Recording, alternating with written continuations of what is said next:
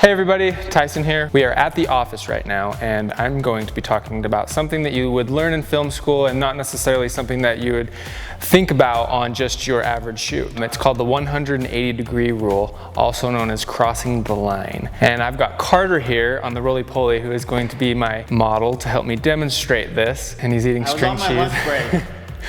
And he's got a roly-poly so he can be as tall as me. The 180-degree rule, we'll start with just an easy setup, which would be like a 2-camera setup shooting an interview. And so if you've got 2 people, I'll be one of the people. We've got Carter here. Let's say we're talking, we're in a conversation right now. Did you eat my fruit cup? What? Don't blame me. I did not eat anything from the fridge, not even my own things from the fridge. So we have created an imaginary line between me and him. This whole area is a line. The reason for that is that we will put a camera right here, and this is our line, shooting Carter. He's talking to me, and then the right thing to do without crossing the line to shoot me would be to put the camera on this side, so that this camera is pointing me, and so we have basically stayed on this side of the imaginary line. It was in the fridge. Don't you go jump to conclusions with me. No, it was in the, I put it there. You better not have gone and eaten my diced peaches. I didn't eat your peaches. Well, somebody ate it and we're the only 2 here and I didn't eat it. Now why this is so significant and why you don't want to break this rule, especially in interviews, is you've got this line here, Carter's camera's here, shooting that direction, and my camera's here. If I was to move the camera shooting me across the line, we've just crossed our imaginary line between me and Carter.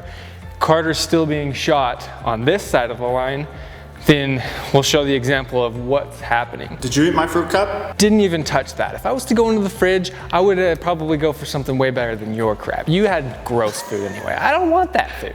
I'm gonna be on the exact same side of the frame as Carter with this camera and this camera. So it looks like we're talking away from each other. We're never actually looking at each other. So that's what happens when you cross the line. Now, if I wanted to fix this one, you would move this camera, cross the line to this side. So now we're shooting this direction and this direction. This shows on camera that we're talking to each other. And so when you cut back and forth, we're having a conversation and it looks like we're actually talking to each other. I just want my fruit cup back. I don't care if you ate it. Just tell me, did you eat it? If I was to go into the fridge, I would probably go for something way better than your crap. Don't lie to me. I don't want that food. I would have gone for like one of Devin's drinks of flavored water. Does my breath smell like diced peaches? I wouldn't touch it. Yeah, your breath smells just like peaches. A lot of the time in our videos we do montages, so we don't necessarily think about crossing the line very often. But when we do have the opportunity to think about the line, a lot of the times we're doing an action sequence when a character is running in one direction. You don't ever want to cross that line that you create because then it looks like the character is running the opposite way that he should be. So for example, we have our Super Bowl video that we just did. When we were on field, we had to have Dwight Clark run in the same direction. And how we made that come across on camera is we made an imaginary line all the way down the center of the field. And as Dwight Clark is running, we could never go on the other side of him. If we were going to do that, he would be running from right to left. And we always try to shoot from left to right. In the United States, that's the direction we read. And so that's the best way to shoot action. So we'll shoot action from left to right. So when we're on the field, Dwight Clark is running and he's always going from left to right.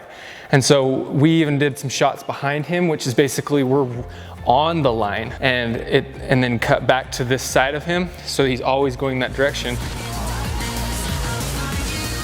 And that leads me to my next point of how you change the line. Let's go back to having Carter come back in to a dialogue sequence. Easy there, buddy. So we don't need to be that close because it is a wide angle. We're gonna do a dialogue. If you want to change the line, you can do so many different things, like you can put in a cutaway shot. So we've got Carter here. Well, somebody ate it and we're the only 2 here and I didn't eat it. Got me here. I did not eat anything from the fridge, not even my own things from the fridge. If we cut to, let's say, the TV over here and then cut back, we can move the line. I did not eat anything from the fridge. Are you for real? I just want my fruit cup back. I don't care if you ate it. Just tell me, did you eat it? So then I could come over here and then shoot Carter that direction. But then I would want to move that camera to this side. So you just want to move the cameras. When you change the line, you change your setup. So you're going to move the cameras over here. Now you can also change this in camera. For example, if I had this shot where on this side of the line, the camera, my camera, can pan or Glidecam, Steadicam, dolly across behind me and change over here. Carter, what happened to you? You got really yellow and so skinny. I thought we'd been working out. Where did your weight go? So now the camera's shooting this direction.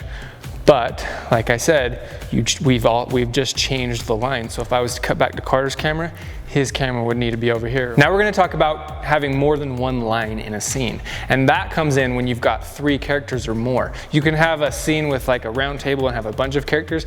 Every time you change characters, talking to characters, you're making a new line. And so right now, what we've talked about in the beginning of the video is we had Carter here and me here. So now we've got our new friend here, Seth, that is going to be our 3rd character. And he's had a little bit too much in the tanning salon and not enough time in the gym. But he's gonna play in Carter's position. So now we've got Carter in his new position. So we've got a 3-character dialogue scene. Now, I'm talking to Seth. The line right now is between me and him. So you would wanna be either on this side of us with both cameras or this side of us with both cameras. But for example, we're gonna be on this side just like we have been. So right now the line's here. I go to turn to Carter to ask him about his sliced peaches, and now we've created a new line. So there's a line here and there's a line here, but now we've moved it. So we've got the line here. So we're gonna wanna shoot this way and this way to stay on that line. That doesn't get as disorienting as if we were to move on this side of the line and this side of the line. So I've moved the line, we now have 2 lines. But if Seth was to turn and say, I ate your sliced peaches, Carter, now we've created a line between Seth and Carter. And so we would want the camera to be on this side of the line. So as you're shooting, you always want to think about, where's my line? So as I've been saying, we had a 3-character dialogue scene. This is something that you're going to be thinking about when you shoot a scene. You want to think about each line that goes into your scene. So you've got a line here, and you've got the line between Carter, and it can change between Seth and Carter, and me and Carter, me and Seth, and your line just changes. And like I said, you can change the line by moving the camera. So as you move the camera, you're going behind me, you've established a new line, and you just want to work with that line every time. Now, rules are made to be broken. You can cross the line, and actually, if you want to go for an uncomfortable style, or you just don't care and you just want it to have that look to it, you can easily cross the line in a dialogue sequence. If you do it fast enough, I've noticed nowadays people don't notice that because we watch so much film, we see it so often, but in the old days, crossing the line was very significant and it really confuses your audience.